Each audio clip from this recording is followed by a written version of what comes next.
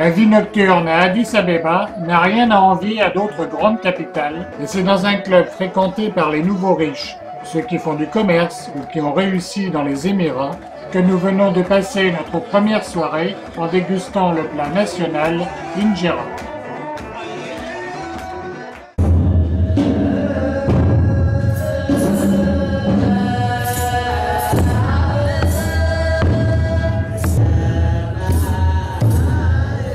Mi-janvier, pour la fête de l'épiphanie ou Timkat, dans la tradition copte d'Éthiopie, on se prépare à transporter jusqu'aux rives du Jourdain local, asséchés, les tabos, ces dalles de pierre gravée qui représentent les tables de la loi qui auraient été apportées en Éthiopie dans l'Arche d'Alliance.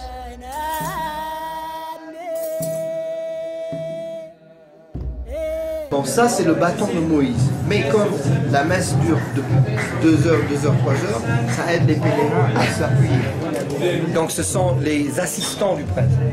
C'est très biblique.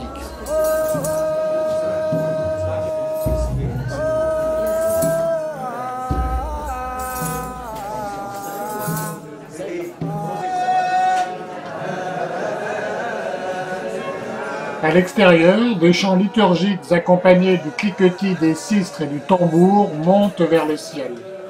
Ces rituels et ces traditions religieuses, pratiquées depuis le VIe siècle, sont l'héritage de Saint Yared.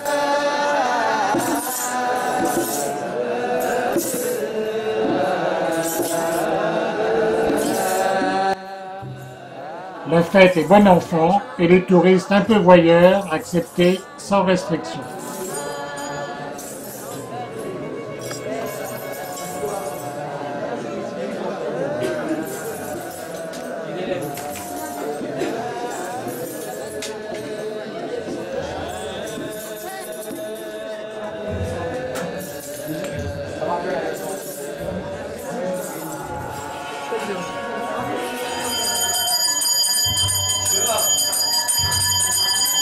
C'est une foule en liesse qui attend les prêtres pour une procession haute en couleurs avec prières, chants et danses.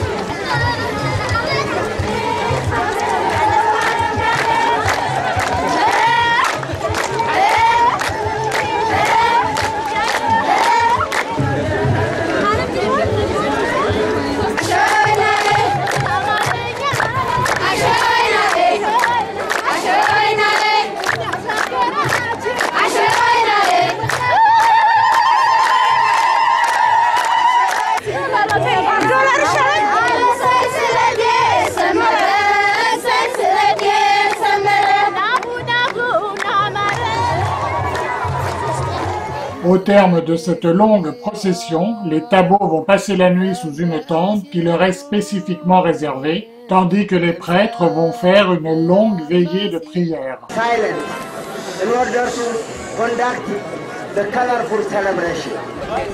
Because that respect, no one can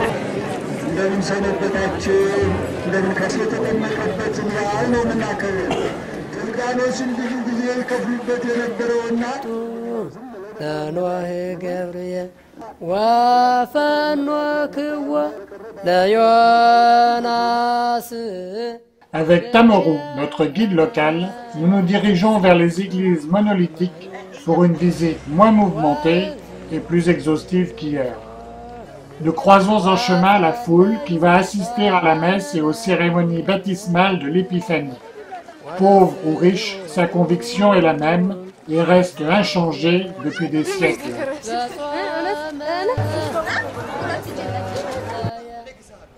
Nous étions ici, hier, dans l'église du Sauveur du monde.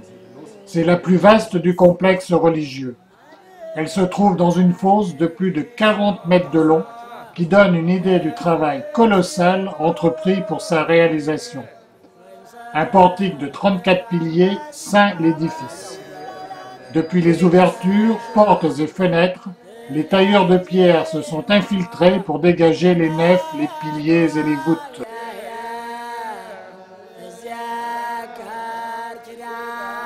Marie est considérée mère de Dieu dans notre religion. Donc, quand à sa résurrection, elle a donné le tissu de sa qui la couvrait à tous les disciples du Christ. C'est la représentation de ce tissu.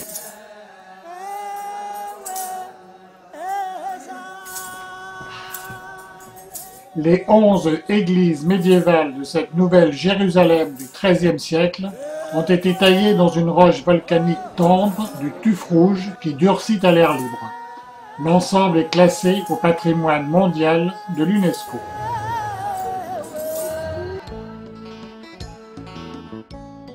L'édifice consacré à Saint-Georges est un chef-d'œuvre qui suscite l'admiration. Il est l'aboutissement de cette architecture vraiment unique. Du fond d'une fosse de 12 mètres s'élève un monument majestueux en forme de croix grecque. Les sols, légèrement inclinés, conduisent les eaux de pluie vers des canaux de drainage.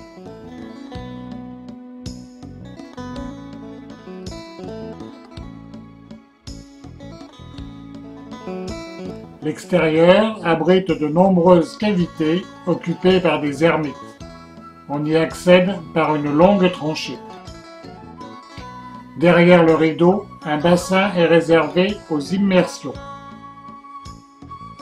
Dans ce petit village traditionnel aux maisons rondes, aujourd'hui protégé par l'UNESCO, des séminaristes produisent et vendent des peintures et divers objets religieux.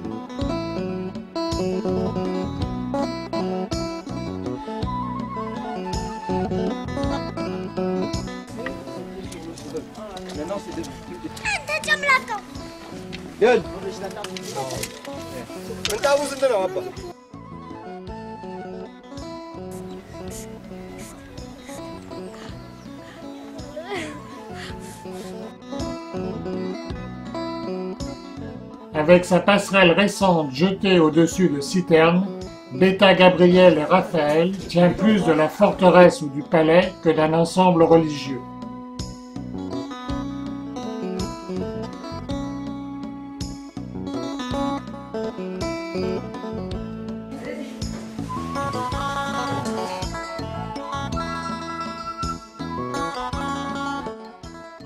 Au Bethléem, on préparait le pain de l'Eucharistie.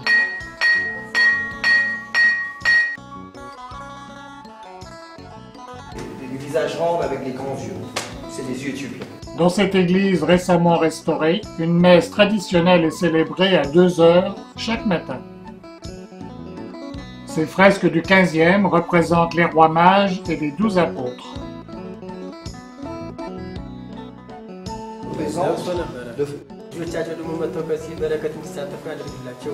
Bon, il vous dit, il vous souhaite un bon voyage de retour chez vous et il souhaite aussi que vos enfants puissent faire la même chose que vous faites maintenant pour qu'ils puissent recevoir toute la grâce.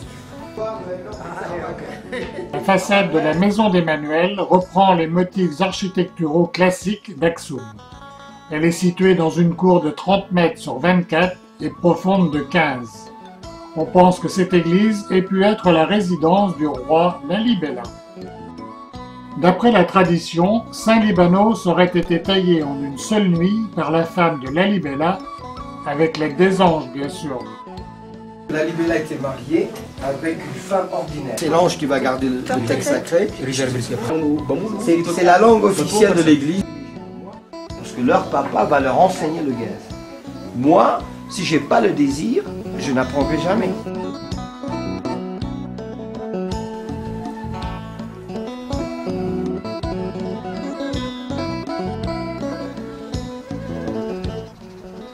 En revenant vers le centre de Lalibela, nous croisons l'interminable procession de Timkat qui s'achève dans une langoureuse mélopée.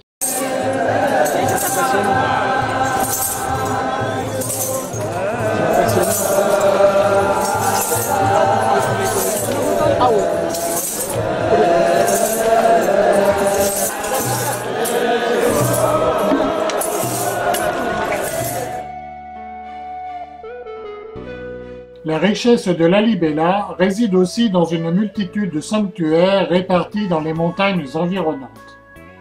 À 7 km de la ville, nous visitons l'église rupestre de Nakuto Lab, l'un des monuments les plus spectaculaires de l'Orient chrétien.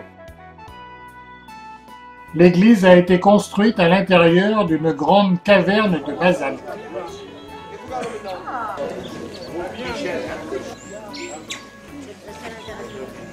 Là, cela le tienne. Voilà, je n'y vais pas trop vite, ça peut Une vous aller. peinture raconte la traque du bandit Tsarakems qui poussait la population à croire en d'autres dieux, mais qui finalement devint un évangélisateur.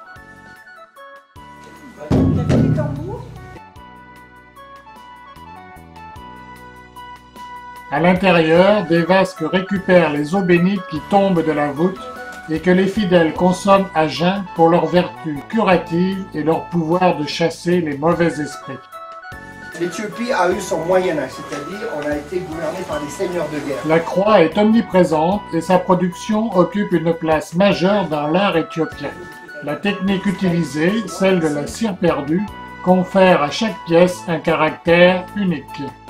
Mais nous, on a le livre Les miracles de Marie et les miracles du Christ. C'est un immense privilège que d'avoir accès à ces témoins de la culture éthiopienne préservés depuis des siècles par les communautés religieuses.